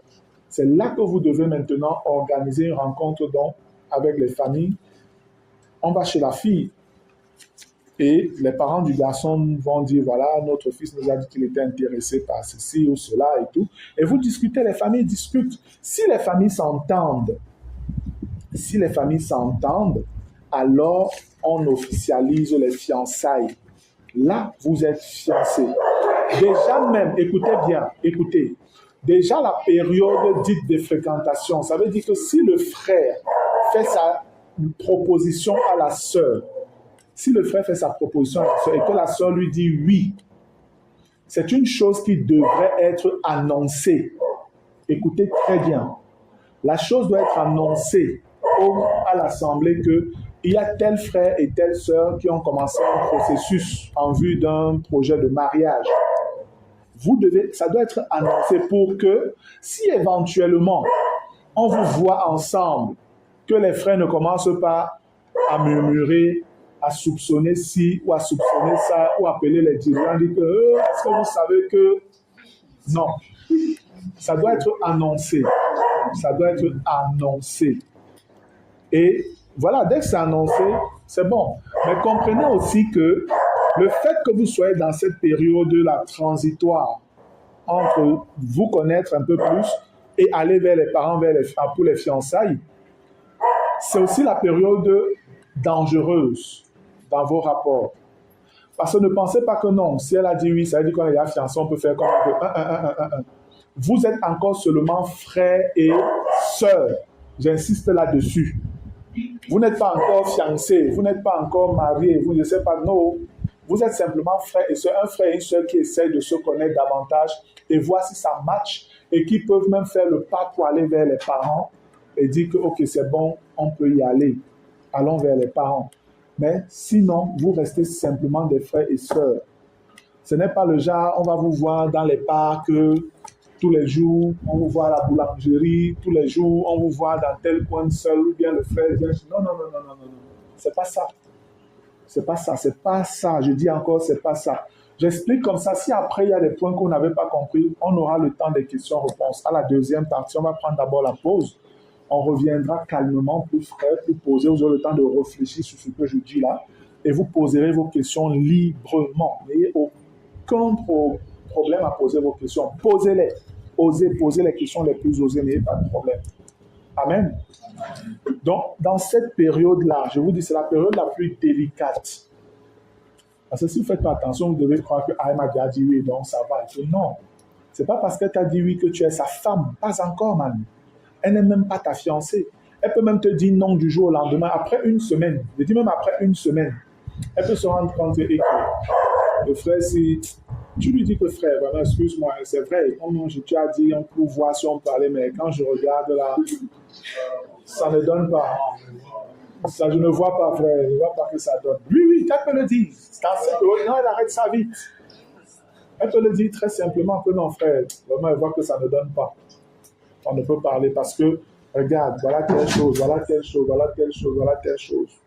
Moi, je vois trop d'infidélité. J'ai quand même attiré ton attention, mais regarde comment tu te comportes. Regarde, machin, non, s'il te plaît, pour moi, c'est bon. Tu arrêtes. Amen. Tu arrêtes. Et si tu arrêtes, on annonce aussi que non, voilà, Roger, la soeur, frère, machin, pour le moment, ça a cuit. Bon, ça a cuit. Ça n'a pas cuit. Ou alors ça a cuit d'un côté. Bon, en tout cas, ça n'a pas cuit. C'est le macabo, ça n'a pas cuit. Sûrement, ça va être le problème. Donc, on arrête là. Et on annonce aux bien-aimés qu'on a arrêté. Là, maintenant, s'il y a un autre frère qui attendait au rebond, s'il ne veut pas.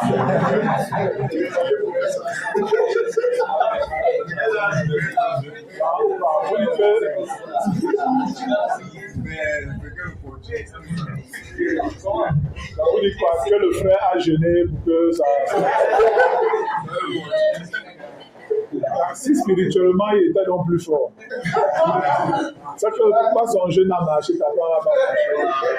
Il faut te poser des questions. Les femmes aiment des champions. Écoutez, les femmes aiment des champions. C'est naturel, c'est comme ça. Les femmes aiment des champions. Aucune femme n'aime un feignant. Aucune. Les femmes aiment des champions. Et dans le monde, ce qui fait office de champion pour certaines femmes, c'est un homme géant, baraqué, arqué, musclé, abdos, pectoraux, machin, tout ça. Elle voit que c'est un gars, c'est un champion. C'est un toto. C'est un toto. Il n'a peut-être rien, seulement dans les muscles. Et puis à côté de ça, il n'y a plus rien.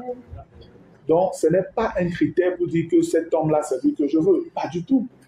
Pas du tout. Un champion, ce n'est pas celui-là qui a de l'argent. Non. Ce n'est pas celui qui est un très grand entrepreneur, qui a des entreprises et tout, il a des voitures, des grosses maisons, il voyage, il part partout. Et tu te dis, non, voilà un champion, voilà le genre d'homme que je veux. Man. Tu vas aller épouser un mec qui, pour lui, ce qu'il a dans sa tête, c'est les affaires. Il cherchait quelqu'un pour garder sa maison pendant un voyage. Tu deviens la gardienne de la maison. Et tu trouves autre chose. Le mariage n'a rien à voir avec l'argent. Non, le mariage n'a rien à voir avec l'opulence. C'est pourquoi vous voyez des gens même très riches dans les foyers, ils se séparent, ils divorcent, ça se déchire, ça va dans tous les sens. C'est la preuve que ce n'est pas l'argent qui fait de quelqu'un un champion. Pas du tout. Je parlais de champion sur le plan spirituel. Et quelqu'un qui est un champion sur le plan spirituel, c'est la personne la plus équilibrée, normalement. Parce que cette personne saura éventuellement comment se battre pour sa femme, la protéger au prix de sa vie, faire tout ce qu'il pourra faire pour la rendre heureuse au prix de sa vie. Il saura faire tout ce qu'il faut pour que sa femme soit la meilleure des femmes, la plus épanouie au monde. Ça, c'est un champion pour une femme. C'est un champion. C'est pourquoi vous pouvez voir parfois des femmes, une jolie femme, vous la voyez avec un mec quelconque. Comment il a fait pour avoir la femme-ci? Simplement parce que le gars, elle a vu en lui quelqu'un qui sait la défendre, qui sait agir pour la protéger, qui a su comment gagner son cœur par un ensemble d'éléments qui, elle, voit que voici l'homme qu'il me faut. Et je vous dis, ce n'est pas une affaire qui suscite multiples convoitises. Pas du tout. Pas du tout. Frères et sœurs, quand c'est le véritable amour, vous vous contentez de la personne que Dieu vous a donnée. Disons ça comme ça. Amen. Je dis, vous vous contentez de la personne que Dieu vous a donnée. Parce que si vous avez choisi X sœur, c'est que vous avez pris un ensemble de critères que vous avez examinés à la lumière de celui qui a institué le mariage et de celui qui a créé cette personne, Dieu. Et elle aussi, si elle t'a dit oui, c'est que normalement, si elle a été bien encadrée spirituellement, elle saura aussi sur quels critères elle te dit oui. Et quand elle te dit oui, c'est qu'elle t'a choisi et c'est bon.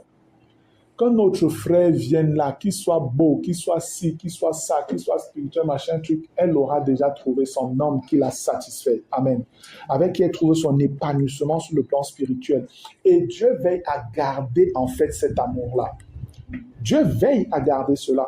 Ça fait que le Seigneur ne va pas attirer les regards de la sœur à aller n'importe où, vers n'importe qui. Non, c'est davantage cet homme qui a su bâtir une bonne relation avec Dieu, de manière à ce que la gloire de Christ reflète toujours sur la personne. La sagesse de Christ est toujours manifestée par cette personne. Le zèle, l'amour, la force de Christ est toujours manifestée par cette personne. En définitive, ta femme est comblée. Et par le caractère que tu as, toi, homme, plusieurs personnes t'apprécient. Tu es quelqu'un que les gens consultent. Tu es quelqu'un que les gens respectent. Et tout ça est un honneur qui fait de toi un champion. Et toutes les femmes aiment des hommes comme ça. Amen. Toutes les femmes aiment des hommes comme ça. Ce n'est pas le genre d'homme, quand on regarde, c'est comme si c'est seulement un gars inutile. Les problèmes. Lui, personne ne le consulte parce qu'on va clairement trop bête. Il bavarde beaucoup. Il ne sait pas se taire. Il est toujours en train de raconter. Il fait comme s'il connaît tout alors qu'il ne connaît rien. Tout. Donc, quelqu'un qu'on est toujours en train de reprendre. Que même la sœur va dire que ça c'est un homme qui va même comprendre quand. Voilà justement des personnes qui font que parfois les femmes détournent les regards. Elles regardent d'autres frères, voient comment elles disent que qu'est-ce qui m'a même fait choisir celui-ci? Si j'avais à refaire un peu même pour me perdre. Voilà les réalités, c'est simplement que tu n'as pas pris le temps pour examiner, juger des choses. Voilà où le problème se pose. Je le redis encore, toutes les femmes aiment des champions. Et c'est pourquoi, frères, écoutez, les frères qui sont sincères avec Dieu là, qui ont une certaine marche, une certaine fidélité avec le Seigneur, ne soyez pas étonnés que les femmes que vous côtoyez, vos collègues, les filles au quartier ou des voisines et tout, vous sentez constamment que celles-là qui sont là, parfois même des femmes mariées, hein, vous sentez qu'elles vous désirent. Elle vous désire. Donc, quand elle vous parle, vous sentez comment elle vous parle avec un certain respect, une certaine estime, une certaine ouverture de sa personne et tout ça. C'est lié à votre caractère de champion. C'est ça, en fait. C'est ça, c'est votre caractère de champion que vous dégagez comme ça, qui les attire. Si vous êtes un frère léger, faites attention. Beaucoup de femmes peuvent venir vers vous là et tout. Si vous ne faites pas attention, vous pouvez perdre ce caractère. Mais votre intimité avec Christ vous donnera de savoir qui vous êtes et comment tenir à distance des sujets qui ne sont pas conformes à la volonté de Dieu. Amen. C'est ça en fait qui fait toute la différence. Ce n'est pas parce que vous avez un caractère de champion que vous devez être léger. Déjà, ce serait totalement paradoxal qu'un champion soit léger.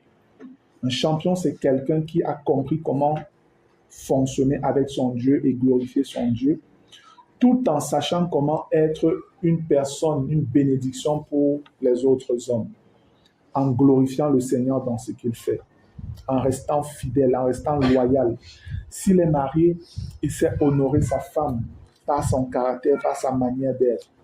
Si c'est que c'est une femme, si c'est que c'est d'autres personnes, je veux dire même ses enfants sont honorés par la manière dont leur papa fonctionne. Les enfants sont équilibrés et tout ça. Voilà des critères, jeunes sœurs, que vous devez observer, des questions que vous pouvez poser même à ce frère qui a demandé à entrer un peu en fréquentation avec vous et tout. Vous demandez qu'est-ce que tu parles des enfants, comment tu penses qu'on peut élever des enfants et tout. Ce sont des questions que vous devez lui poser. Vous voyez, tu aimerais avoir combien d'enfants, comment machin. Vous causez de tout ça avant de dire même que peut-être on va aller vers les parents. Donc l'étape d'aller chez les parents là, c'est que vous avez déjà encore pris un peu de temps pour vous connaître davantage, pour parler, pour causer, pour discuter, de telle enseigne que quand vous partez vers les parents, non, c'est que tout a matché, tout est bon et vous êtes prêt à vous battre pour votre projet. Amen. Parce que vous pouvez arriver chez les parents et ça coince. Mais vous avez en amont pris beaucoup de précautions pour vous-même. Elle sait que non, ce frère, c'est le bon, c'est l'homme qu'il me faut. Le frère sait que cette femme, c'est la bonne femme, c'est celle qu'il me faut, Seigneur. Maintenant, à vous de mener la bataille pour vous unir. Parce que c'est pas parce que les dirigeants ont dit oui, l'Église a applaudi, qu'en partant vers les familles, ça va aussi glisser. Non. Je vous avais dit, pour nous, ça a pris 2 ans. Voilà. Ça devient compliqué là-bas auprès des familles.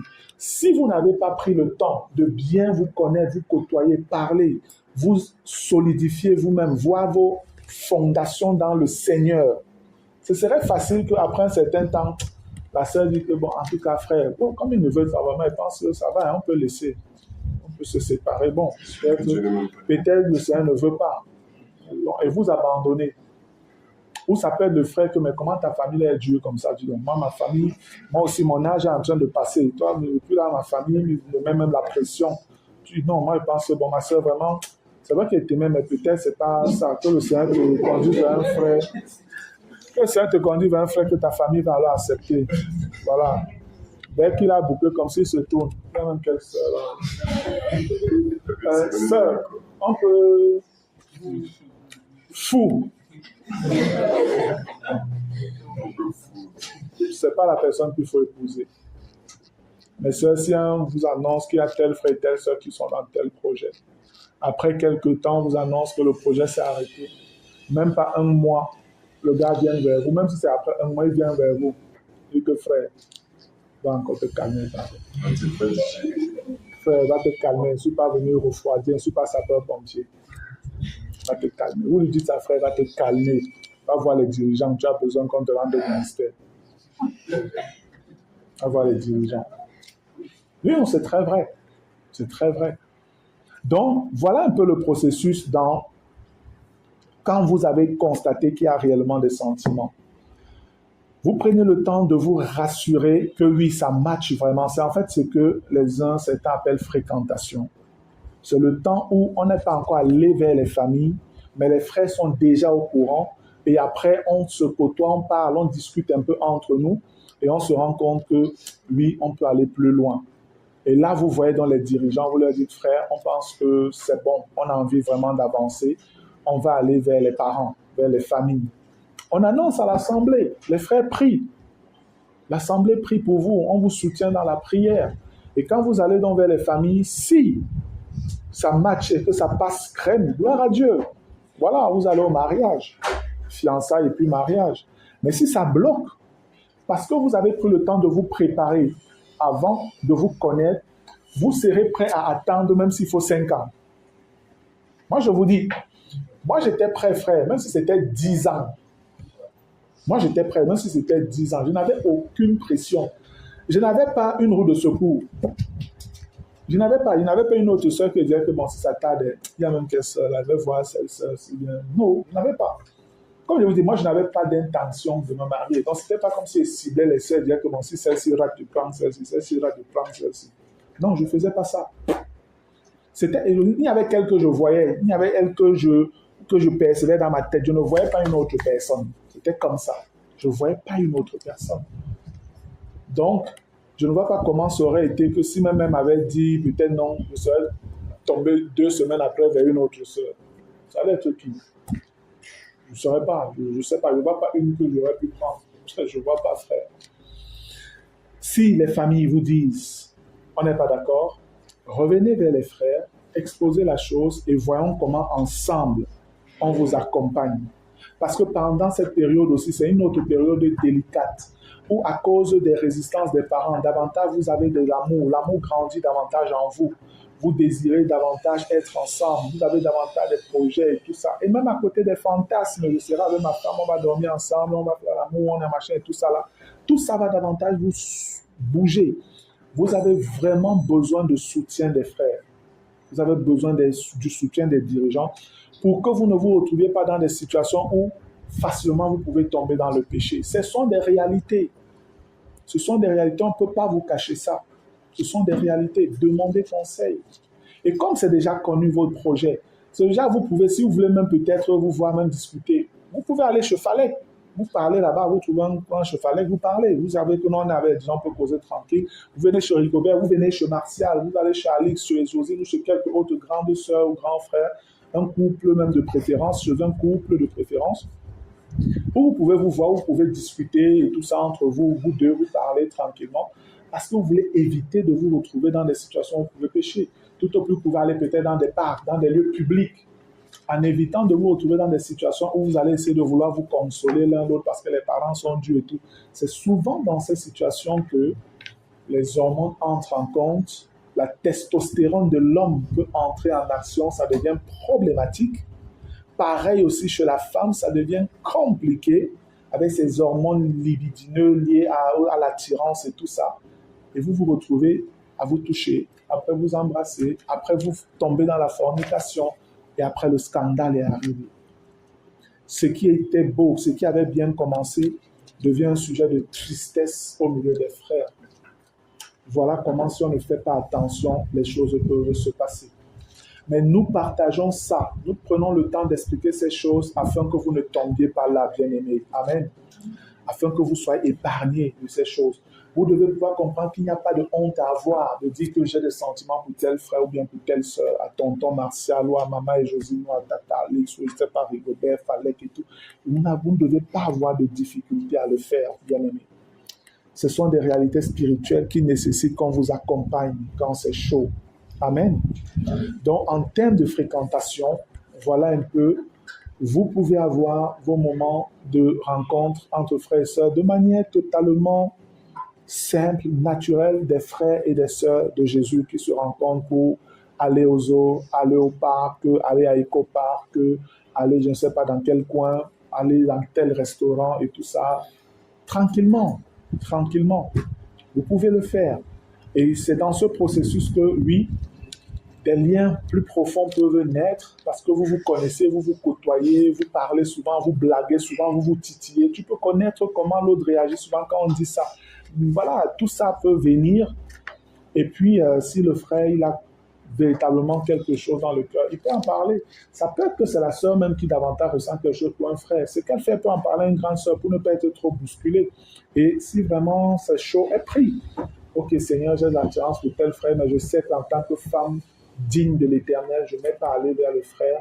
Mais Seigneur, vraiment, si ce sentiment-là, c'est pas normal et tout ça, parvient pas de toi. S'il y a une erreur quelque part, Seigneur, fais-moi voir cela, que ça s'arrête. Seigneur, je veux voir telle sœur ou tel frère pour cela. Aide-moi, Seigneur, s'il te plaît. Parlez franchement à votre Père.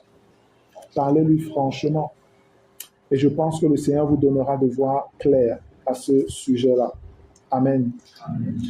Ok, bien-aimés, voilà ce que je voulais dire lié aux relations, fréquentation, fiançailles, éventuellement mariage, par la grâce de Dieu.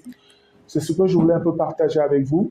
Il y a le point sur le célibat, comme le frère Paul-Yvan l'a mentionné tout à l'heure. Je pense qu'on va revenir là tout à l'heure. On va prendre la pause et on va revenir sur ce point avant d'entrer dans la séance libre des questions, réponses et d'expressions vraiment free. Amen. Ça vous va? Ça va? Ok, je vais donc prier. Père éternel, nous te rendons grâce, te disons merci encore pour tout ce que nous avons partagé. Seigneur, je prie que tu continues à instruire ton peuple, tes enfants. Seigneur, tu les vois, tu les connais et tu sais combien le monde est violent et dangereux. Et tu sais combien même dans l'Église, ce n'est pas toujours facile, Papa. Nous voulons donc t'implorer afin que tu nous gardes, ô Dieu, afin que tu te révèles davantage à nous, Jésus, comme le vainqueur que tu es, et que nous soyons totalement subjugués par ton image de vainqueur, et que nos cœurs soient totalement séduits par ton image de vainqueur, afin que nous aussi, Seigneur, nous soupirions pour être ces vainqueurs-là, ô Dieu, que ce soit les sœurs, que ce soit les frères, Seigneur, je t'en supplie. Afin que ton sacrifice, Jésus, ne soit point rendu vain par notre faiblesse, par nos péchés, mais au contraire, que tu sois glorifié, Seigneur, par l'obéissance à tout ce que tu nous communiques au travers de ta parole et de la sagesse que tu donnes à tes serviteurs, Seigneur. Merci parce que nous croyons, Éternel, que ta volonté est que nous marchions dans la pureté en toutes choses, surtout dans le domaine sexuel, qui est un point que les hommes banalisent encore de plus en plus aujourd'hui. Mais nous voulons, Seigneur, nous garder purs dans toutes ces choses-là. Merci encore parce que tu prends soin de nous et que c'est toi qui nous apportes toutes ces choses. Reçois toute la gloire, Papa, au nom béni de Jésus-Christ. Amen. Gloire à Dieu. De recevoir nous manger gloire, nous l'éternel.